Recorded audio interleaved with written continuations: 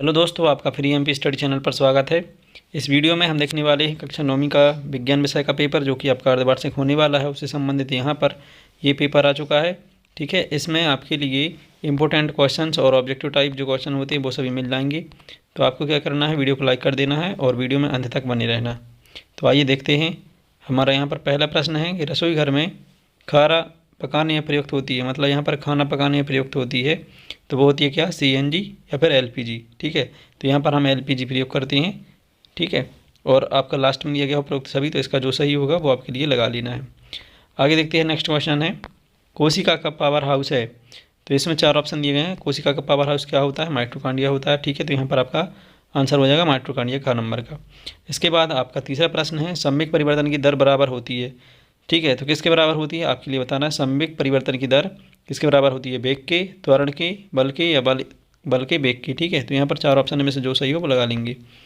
देखते हैं अगला प्रश्न, चौथे नंबर में दिया है शक्ति का मात्रक है। तो शक्ति का मात्रक क्या होता है, ये आपके लिए यहाँ पर आंसर में लिखना होगा। 4 ऑप्शन दिए हैं, न्यूटन, वाट, जूल, न्यूटन मीटर। ठीक है, तो शक्ति का मात्रक जो होगा वो आप उत्तर में लिखेंगे। इसके बाद आगे देखते हैं, प्रश्न 5 है पीलिया रोग किस अंग को प्रभावित करता है। तो यहाँ पर आपके 4 ऑप्शन है जिसमें आपका यकृत इसका आंसर हो जाएगा, जो कि आपका ख नंबर में दिया गया है। ठीक है, प्रश्न क्रमांक अगला है, ठीक है, जिसमें दिया है कि निम्न प्रश्नों का उत्तर एक शब्द एक पंक्ति में लिखना है। तो देखिए यहाँ पर प्रश्न है गर्मियों में हमें किस तरह के कपड़े पहनने चाहिए। ठीक है, तो इसका आंसर आपके लिए एक शब्द एक वाक्य में देनी है। ठीक है, तो यहाँ पर आपके हल्के कपड़े आ जाएंगे। ठीक है, हल्के कपड़े। और इसके बाद में है 7वां नंबर, अवोगाद्रो स्थिरांक का मान क्या होता है। तो जो स्थिरांक का मान होता है वो लिखना, अवोगाद्रो स्थिरांक का मान। ठीक है, फिर 8वां प्रश्न है कोशिका की खोज किसने की थी। तो इसके जो आपके खोजकर्ता थे उनका नाम लिखना है। प्रश्न नंबर 9 है नारियल का रेशा किस ऊतक का बना होता है। तो जिस ऊतक का बना होता है उस ऊतक 400 जी हाँ, याद कर लीजिए व्हाट्सएप नंबर, क्योंकि अब चाहे आपका मैथ्स का सवाल हो या फिजिक्स केमिस्ट्री बायोलॉजी का, आपके हर डाउट हर क्वेश्चन का मिलेगा तुरंत वीडियो सोल्यूशन, वो भी सीधा आपके व्हाट्सएप पर। बस अपने फोन में डाउटनेट का 8 400 400 400 व्हाट्सएप नंबर सेव कर लीजिए और चैट ओपन कीजिए। फिर जो भी आपका डाउट है उस सवाल की आपको बस फोटो खींचनी है, उसे क्रॉप करना है और 5 सेकंड में आपको उसका वीडियो सोल्यूशन मिल जाएगा। क्लास 6 से 12 IIT JEE, NEET, CBSE boards और सभी स्टेट बोर्ड्स के बच्चों के लिए। तो देर किस बात की, अभी जाइए और 8 400 400 400 पर अपना सवाल व्हाट्सएप कीजिए और अपने सभी डाउट्स को आउट कीजिए। लिंक डिस्क्रिप्शन में है। ऊतक का नाम लिख देंगे आप यहाँ पर। ठीक है, ये हो जाएगा प्रश्न 9। प्रश्न 10 है किसी वस्तु की गतिज ऊर्जा के लिए व्यंजक ज्ञात कीजिए। तो यहाँ पर जो उसका व्यंजक होता है सिर्फ सूत्र लिख देना है, क्योंकि ये आपके 2 नंबर में पूछा जाता है। फिर इसके बाद है अगला प्रश्न जिसमें पूछा गया है कि अनाज, दाल, फल और सब्जियों में से हमें क्या प्राप्त होता है। ठीक है, तो यहाँ पर क्या बताना है आपको, अनाज, दाल, फल और सब्जियों से जो हमें प्राप्त होते हैं, जैसे प्रोटीन्स होते हैं, विटामिन होते हैं, वो बता रहे हैं। ठीक है, क्या प्राप्त होता है उनके नाम लिख देंगे। अगला प्रश्न है 12वां, जिसमें दिया है वायुमंडल में पाए जाने वाले ऑक्सीजन के 2 कौन कौन से रूप हैं।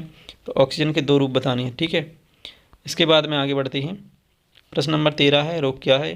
ठीक है, तो यहाँ पर रोग की परिभाषा बतानी होती है कि रोग क्या होता है। ठीक है, 14वां प्रश्न है सामान्य मनुष्य के कानों के लिए श्रवणता ह्रास क्या है। तो जो एक रेंज होती है, सुनने की शक्ति होती है मनुष्य के कानों की, वो यहाँ पर बतानी, जो कि 20 से लेकर 20,000 हर्ट्ज के बीच होती है। ठीक है, तो ये इसके उत्तर में आ जाएगा। फिर है यहाँ पर कार्य को परिभाषित करना है। तो कार्य की परिभाषा आपके लिए याद होनी चाहिए, ये आप उत्तर में लिखेंगे। आगे बढ़ते हैं, प्रश्न क्रमांक 16 है जिसमें पूछा गया है कि हमें इत्र की गंध बहुत दूर बैठे हुए भी पहुँच जाती है, कारण बताओ। तो यहाँ पर जो इत्र की गंध है इसके दूर पहुँचने का कारण बताना है। ठीक है, तो ये हो जाएगा आपका प्रश्न। अगला प्रश्न है पदार्थ की अवस्था के भौतिक परिवर्तन से आप क्या समझते हैं। फिर नेक्स्ट प्रश्न 18 है बहु परमाणुक आयन क्या होते हैं, उदाहरण दीजिए। यहाँ पर उदाहरण सहित बताना है बहु परमाणुक आयन क्या होते हैं। 19वां प्रश्न है 3 कक्षा वाले बोर के परमाणु मॉडल का चित्र बनाइए। ठीक है, तो यहाँ पर देखिए प्रश्नों की लिस्ट दी गई है, आपके लिए क्या करना है, इन सभी प्रश्नों को तैयार करके जाना है, क्योंकि ये जो प्रश्न हैं आपकी परीक्षा में आने के बहुत ज़्यादा चांस बनाते हैं, तो इनके लिए ज़रूर से कहीं तैयार करके जाएं। तो यहाँ पर बाकी के और भी प्रश्न दिए गए हैं जिनके लिए मैं पढ़ रहा हूँ यहाँ पर। ठीक है, तो इसमें आपके लिए कुछ 3-3 नंबर वाले मतलब कंबाइन करके आती हैं। तो यहाँ पर 3 + 3 6 नंबर का ये प्रश्न है। तो इसके लिए देखते हैं, पहला आपका प्रश्न रहेगा मुक्त पालन का त्वरण क्या है। ठीक है, मुक्त पतन का त्वरण क्या है। इसके बाद क्वेश्चन है पानी की सतह पर रखने पर कोई वस्तु क्यों तैरती है या डूबती है। तो तैरती या डूबती का रीजन बताना है। फिर ठीक है, इसके बाद अथवा में भी इसी तरह के 2 प्रश्न दिए गए हैं जो कि 3-3 नंबर के रहेंगे। टोटल 6 नंबर का एक पूरा प्रश्न रहेगा। ऊर्जा संरक्षण का नियम क्या है, और जब आप साइकिल चलाते हैं तो कौन कौन सी ऊर्जा रूपांतरण होती है, तो यहाँ पर आपके लिए इसका एक्सप्लेनेशन देना है। ठीक है, तो इस प्रकार से यहाँ पर एक ही प्रश्न होता है। 27वां प्रश्न है ध्वनि तरंग के अभिलक्षण क्या क्या हैं, और फिर उसके बाद में अगला प्रश्न है अनुरणन क्या है, उसे कैसे कम किया जा सकता है। तो यहाँ पर से कम करने के कारण बताने हैं, अनुरणन और इसकी परिभाषा और कम करने के कारण। उसके अथवा में समस्थानिक किसे कहते हैं, इसके इनके उपयोग लिखिए। फिर है दूसरा प्रश्न परमाणु के 3 अपरमाणुविक कणों के नाम लिखिए। ठीक है, तो यहाँ पर नाम लिख देंगे और यहाँ पर इसका भाषा मतलब इसकी परिभाषा लिखते हुए इसका उपयोग लिखेंगे। तो इस प्रकार से यहाँ पर दोनों प्रश्न कंप्लीट हो जाएंगे। फिर प्रश्न 28 आता है भंडारण की प्रक्रिया में कौन कौन से कारक अनाज की हानि के लिए उत्तरदायी होते हैं, ये बताना है। ठीक है, तो यहाँ पर जो है ये प्रश्न जो है कंबाइन वाले प्रश्न है, 2 क्वेश्चन आते हैं, 3 को मिलाकर इस प्रकार से 6 नंबर का ये क्वेश्चन कंप्लीट हो जाता है। तो इसी प्रकार से आपके लिए इन प्रश्नों को तैयार करना होता है। ठीक है, तो इनके लिए ज़रूर से आप तैयार करके जाएं, क्योंकि ये परीक्षा में आने के चांस बनाते हैं।